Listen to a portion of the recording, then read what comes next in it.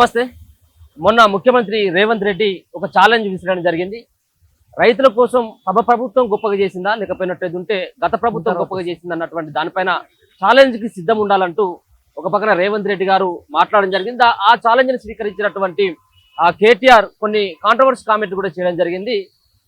రేవంత్ రెడ్డి స్థాయి గత ముఖ్యమంత్రి స్థాయి కాదు, అది రేవంత్ రెడ్డికి మేమే సమాధానం చెప్తామంటూ ఆయన చేసినటువంటి వ్యాఖ్యలు. దాని తర్వాత కాంగ్రెస్ పార్టీ శ్రేణులంతా కూడా వాళ్ళందరూ కూడా ఆగ్రహం వ్యక్తం చేయడం జరిగింది. ఈ రోజు ఆయన విసిరినటువంటి కేటీఆర్ విసిరినటువంటి ప్రతి సవాల్కి మేము సిద్ధమంటూ కాంగ్రెస్ పార్టీకి సంబంధించిన అధికార ప్రతినిధులు చాలా మంది ఇలా గన్ పార్క్ రావడం జరిగింది. దాంట్లో భాగంగానే మీడియా కమ్యూనికేషన్ చైర్మన్ అయినటువంటి సామర్ రామ్మోహన్ రెడ్డి సైతం కూడా ఈ రోజు అక్కడికి కేటీఆర్ ఇచ్చినటువంటి ప్రతి సవాల్కి మేమే సమాధానం చెప్తామంటూ వాళ్ళు కూడా ఆ సవాల్ని స్వీకరించడం జరిగింది. సో ఏంటి అసలు ఆ సవాళ్ళు ఏంటి, ప్రతి సవాళ్ళు ఏంటి అన్నటువంటి దానిపైన మాట్లాడేటువంటి ప్రయత్నం చేద్దాం. మన ముందు సామర్ రామ్మోహన్ రెడ్డి గారు. నమస్తే. ఏంటి కేటీఆర్ ఆ సవాల్ని స్వీకరించడం జరిగింది, రేవంత్ రెడ్డి రావాలని చెప్పేసి ఆయన కోరడం జరిగింది. మరి మీరు వెళ్ళడం జరిగింది, ఏంటి మీరు దేనికోసం ఈ రోజు ఈ కార్యక్రమం? అంటే ముఖ్యమంత్రి రేవంత్ రెడ్డి గారు, అది బీజేపీ నేతలైనా బీఆర్ఎస్ నేతలైనా, నరేంద్ర మోడీ గారు పార్లమెంట్ లో అయినా సరే, కేసీఆర్ గారు అసెంబ్లీలో అయినా సరే, ఎక్కడైనా సరే చర్చకు సిద్ధం, ఇంకెక్కడైనా సరే, అందులో ఎవరైనా సరే అని చెప్పని అన్నాడు. అదే పాపం కేటీఆర్ దాన్ని జర తప్పుగా అర్థం చేసుకొని ముఖ్యమంత్రి గారు నన్నే అన్నాడేమో, కాబట్టి నా దగ్గరికి వస్తానడేమో, కాబట్టి నాకు కూడా మీడియాలో హైలైట్ కానీ మంచి అవకాశం వచ్చింది, ఈ మధ్య నాకు దేకలేడు అసలే అని చెప్పి ఒక దానికి ఏదో పాపం ఒక ట్రయల్ చేసిండు. కానీ మేమేమంటున్నాం అని అంటే, ఒకసారి చరిత్రను గుర్తు తెచ్చుకుందాం. ఏదో అవసరం లేదు, ఆయన మాటలనే గుర్తు తెచ్చుకుందాం.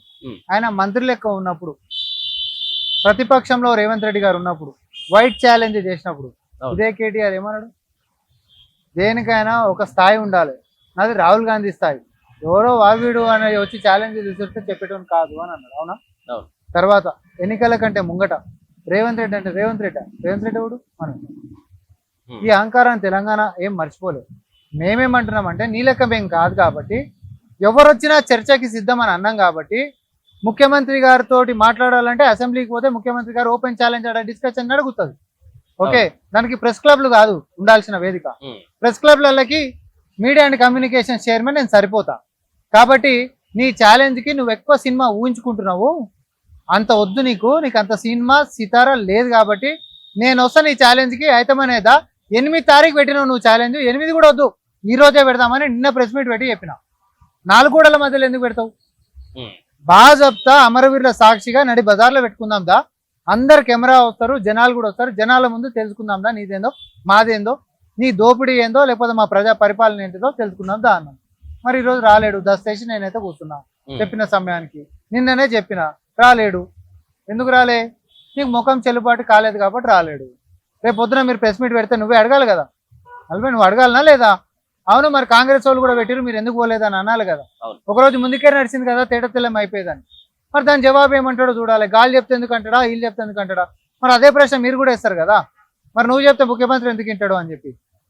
సో మేము అనేది ఏంటిది అని అంటే, వాళ్ళు చేసినటువంటి దోపిడీని, వాళ్ళు తెలంగాణకు చేసినటువంటి ద్రోహాన్ని, అది నీళ్ళలో వాళ్ళు దోచిపెట్టినటువంటి దొంగతనాన్ని, లేకపోతే నిధులలో వాళ్ళు చేసినటువంటి భవిష్యత్తు తరాల మీద చేసినటువంటి అప్పుల కుప్పని, లేకపోతే నిరుద్యోగుల నోట్లో మరొకొట్టినటువంటి మనుని, అన్నింటినీ కూడా మేము చెప్పడానికి సిద్ధంగా ఉన్నాం. కేవలం రైతుల సమస్యలు ఎందుకు, అన్ని వ్యవహారాల మీద కూడా బహిరంగ చర్చకి కాంగ్రెస్ పార్టీ సిద్ధం అన్నాం. నిన్ననే ఆ సిద్ధానికి సవాలు స్వీకరించినాం. 8 తారీఖు వద్దే 7 తారీఖే పెట్టుదా అమరవీరుల స్థూపం కాడక అని చెప్పి అడిగి ఈరోజు కూర్చున్నాం. సో అంటే ఆయన అడిగినటువంటి దాంట్లో ఒక పక్కన 2 దఫాలుగా మీరు రైతు భరోసా సంబంధించినటువంటి డబ్బులు వేయడంలో విఫలమైపోయింది. అది బహిరంగ రహస్యమే, అది మీ కాంగ్రెస్ పార్టీ కూడా తెలుసు. ఒక పక్కన మొన్నటి ఉన్నటువంటి 4 ఎకరాల వరకు మాత్రమే యాసంగి సీజన్లో వేసినటువంటి పరిస్థితి కనబడతా ఉన్నది. సో ఆయన అడిగినటువంటి దాంట్లో ముఖ్యంగా రైతుల కోసం ఇంత బడ్జెట్ కేటాయిస్తున్నామని చెప్పేసి, గత సర్కార్ కంటే ఎక్కువనే బడ్జెట్ కేటాయించడం చెప్తున్నప్పటికీ కూడా మీరు సరైనటువంటి సమయానికి మీరు రైతు భరోసా ఇవ్వడంలో విఫలమైపోయింది అనేది వాస్తవమే కదా. అక్కడ ఇప్పుడు సరైనటువంటి సమయం అంటే ఏంటిది? చరిత్ర అందరం మర్చిపోతే ఎట్లా? మీరు కూడా మర్చిపోతే ఇంకా బాగుండదు కదా. సరైనటువంటి సమయం అంటే ఏంటిది? గతంలో బీఆర్ఎస్ ఉన్నప్పుడు రైతు బంధుకు సరైన సమయం ఎప్పుడు ఉండే? ఎన్నికలు ఉన్నప్పుడు ఉండే. ఎన్నికలు జరుగుతుంటే అదే రోజు మధ్యాహ్నం వేసినటువంటి చరిత్ర ఉండే. లేకపోతే బై ఎలక్షన్ జరుగుతుంటే కేవలం ఆ నియోజకవర్గాలకే పరిమితం రైతు బంధువులు చేసినటువంటి చరిత్ర ఉండే. నువ్వు ఈరోజు సూక్తులు చెప్తే ఇన్ననీకి మేము లేం కదా. మేము చిత్తశుద్ధి మాకుంది కాబట్టి 9 రోజులలో 9,000 కోట్ల రూపాయలని ఏమంటారు అందరికి మేము వేసినటువంటి చరిత్ర మాకుంది. ఈసారి 9,000 కోట్లు వేసింది, కానీ గత సీజన్ లో 9,000 కోట్లు ఎందుకు వేయలేకపోయింది? మరి అందరికి చేసేటటువంటి వాళ్ళకి అందరికీ చేసినాం. ఒకసారి రుణమాఫీలు జరిగినాయి, ఒకసారి రైతు భరోసా చేసినాం. రైతు భరోసాలో కూడా మనం 15,000 రూపాయలు అన్నాము. 10,000 రూపాయలు గతంలో ఉండే. ఈ రోజు ఉంటున్నటువంటి ఆర్థిక పరిస్థితులకి ఒక పక్క కొలువులు అయ్యేటటువంటి చిత్తశుద్ధి మనకుంది. సంక్షేమాలు నడవాలి, రైతులకు ఇచ్చినటువంటి మాట కూడా పోకుండా ఉండాలంటే పారదర్శకంగా మనం చేస్తున్నటువంటి ప్రతి పనిని కూడా రైతుల ముంగంటే పెడదాం. ఈ పూటకు మనం ఒక 2,000 మన శక్తి ఉంది కాబట్టి పెంచుకొని పోదామని చెప్పి అని అన్నాం. ఎంత శక్తి ఉంటే తెచ్చుకుంటూ పోతున్నాము. పారదర్శకంగానే చర్చకు సిద్ధమని అమరవీరుల స్థూపం కాడ కూర్చున్నా నేను. అదే వచ్చి నువ్వు అడిగేది ఉండే, ఎందుకు రాలే ఈ రోజు? నేను అడుగుతుంది కదే. కానీ పోయినసారి 4 ఎకరాల లోపు ఉన్నటువంటి రైతులకు మాత్రమే భరోసా పైసలు వేసింది. సో ఈసారి 50 ఎకరాలు ఉన్నా కానీ ఆ రైతుకి వేసింది. మరి మొన్న జరిగినటువంటి మీరు వేసినటువంటి డబ్బులు మిగతా సంబంధించినటువంటి 4 ఎకరాల పైన ఎందుకు వేయలేకపోయారు? 90% మంది ఉంటున్నటువంటి రైతులకి 5 ఎకరాల లోపు ఉంటున్నటువంటి రైతులే ఉన్నారు. ఎక్కువ శాతం మంది రైతులకి లబ్ధి మాత్రం ఖచ్చితంగా దూరం కావద్దు అనేటటువంటి ఉద్దేశంతో ప్రభుత్వం ముందుకు పోయింది. ఆ రోజు ఉంటున్నటువంటి ఆర్థిక పరిస్థితులతోటి అన్నిటినీ కూడా క్రమశిక్షణతోటి బ్యాలెన్స్ చేసుకుంటూ పోవాల్సినటువంటి బాధ్యత కూడా మన మీదనే మనకు ఉంటుంది. కాబట్టి అన్నిటినీ సంక్షేమాలని బ్యాలెన్స్ చేసుకుంటూ భవిష్యత్తును నిర్మించుకోవాలి. కాబట్టి ఎందుకనంటే 1,03,000 కోట్ల రూపాయలు నువ్వు ఖర్చు పెట్టి చుక్క నీళ్లు తోడకుండా 20 సంవత్సరాల భవిష్యత్ తరాల మీద అప్పులు కట్టాలంటే ఏడాదికి 16,000 కోట్ల రూపాయలు కేవలం నెత్తి మాత్రమే కాళేశ్వరం మీద కట్టేటటువంటి భారం మన నెత్తి మీద వేసినప్పుడు అప్పులోడు కడుతుండండి, అప్పులోడు కడుతుండు. నీ అప్పుడు అప్పులు లేవు కట్టేటివి, మన అప్పుడు అప్పులు కూడా కట్టేటివి ఉన్నాయి. ఇది ఒకటి చేసినటువంటి పాపం. నువ్వు చేసినటువంటి పాపాలను మోసుకుంటా మేము ఇచ్చేటటువంటి సంక్షేమాలను కూడా మేము ఇచ్చేటటువంటిది మేము చేస్తున్నాం. గతంలో ఆర్టీసీ అనేటటువంటిది గాన్ కేస్, దేవుడు కూడా కాపాడలేడని అన్నాడు. మరి మేము వచ్చినాక లాభసాటికి ఎట్లా నడుస్తా ఉంది? కొలువులు ఇస్తే ఆర్థికంగా భారం అని అన్నారు. మేము వచ్చినాక 60,000 కొలువులు ఎట్లా ఇచ్చినాం? మహిళలకు ఉచిత రవాణా ఎట్లా కల్పించగలుగుతున్నాము? రైతులకు రుణమాఫీ ఎట్లా చేయగలిగినాము? వాళ్ళు 2014 ఎన్నికలు అయిపోయిన తర్వాత బంగారు గని లెక్క ఉంటున్నటువంటి తెలంగాణలో అప్పులు లేకుండా మిగులు బడ్జెట్ తోటి ఉంటున్నటువంటి ప్రభుత్వంలో 1,00,000 రూపాయలు రుణమాఫీ చేయనీకే చెల్లుబాటు కానటువంటి సూరత్లు ఆ 1,00,000 రూపాయలను కూడా 4 దఫాలు చేసి కేవలం మితిలు మాత్రమే మాఫ్ చేసినటువంటి వాళ్ళు 2,00,000 రూపాయలు ఏకకాలంగా మాట ఇచ్చినామంటే ఏడాది లోపల చేసినటువంటి మాకు మీరు పోల్చుకునేటటువంటిది ఉందా? దాబహిరంగంగా మాట్లాడదామన్నాం.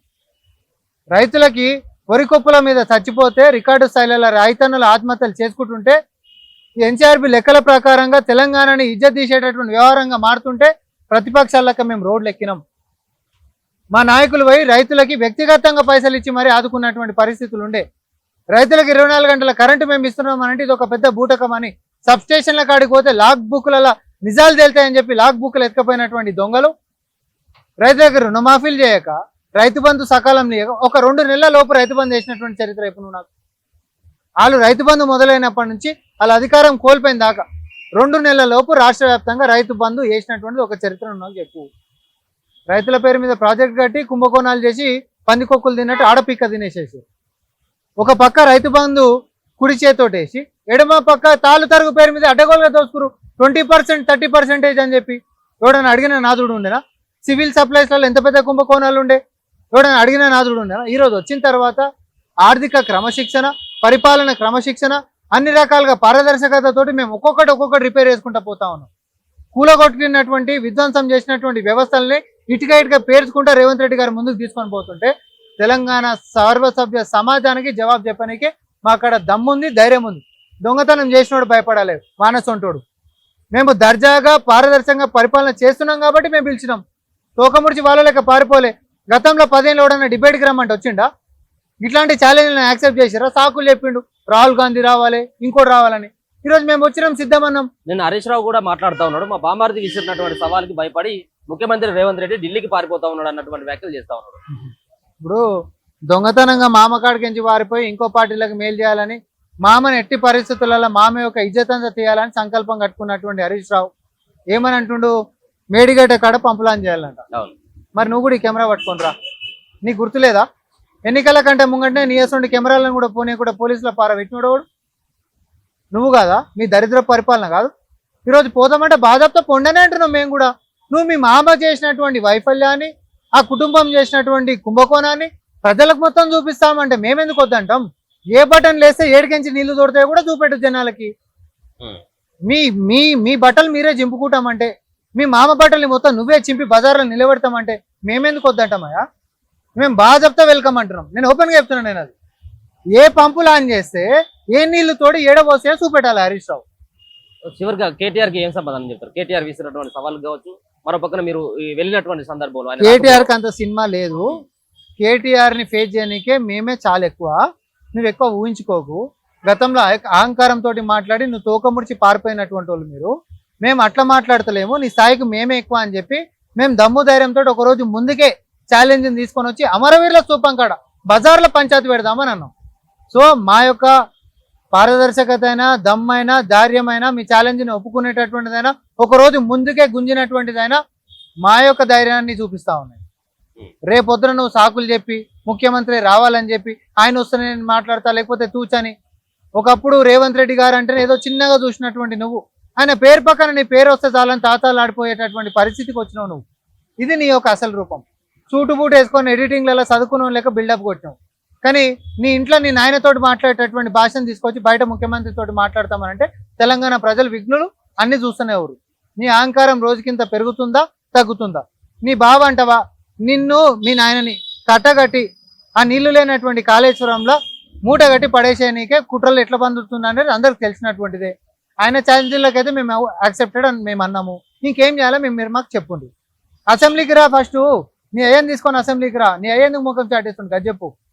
మీరు నిజంగానే ఛాలెంజ్లు ఇసిరేసేటటువంటి మొగోళ్ళే అయితే, ఛాలెంజ్లకు నిలబడేటటువంటి మొగోళ్ళే అయితే అసెంబ్లీకి కేసీఆర్ని సార్ తీసుకొని రా. బన్కచర్ల మీద మనం మాట్లాడతారు.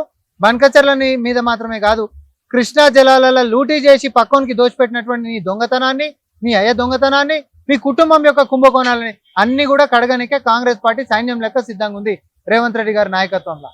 ఇంకొకసారి నోరు దగ్గర పెట్టుకొని మాట్లాడు, ఎందుకంటే తెలంగాణ సర్వసభ్య సమాజం చూస్తుంది కాబట్టి అంట. Right, thank you so much. మొత్తానికి కేటీఆర్ కి ముఖ్యమంత్రి రేవంత్ రెడ్డి తోటి చర్చలు జరిపేటువంటి స్థాయి కేటీఆర్ది కాదు. ఆయన స్థాయికి మేము సరిపోతూ ఉన్నామని చెప్పేసి అభిప్రాయాన్ని అయితే సామా గారు అయితే తెలియజేస్తారు. మరో పక్కన అవసరమైనట్టయితే మీ నాయన అయినటువంటి మాజీ ముఖ్యమంత్రి కేసీఆర్ ని అసెంబ్లీకి తీసుకొచ్చేటువంటి దమ్ము ఉందంటూ ఒక పక్కన హెచ్చరిస్తూనే, మరో పక్కన అటువంటి అహంకారపూరితమైనటువంటి వ్యాఖ్యలు చేస్తే మాత్రం ఊరుకోమని చెప్పేసి హెచ్చరిస్తున్నటువంటి పరిస్థితి కనపడతాం. కెమెరా పర్సన్ అభితో అనిల్, మనకు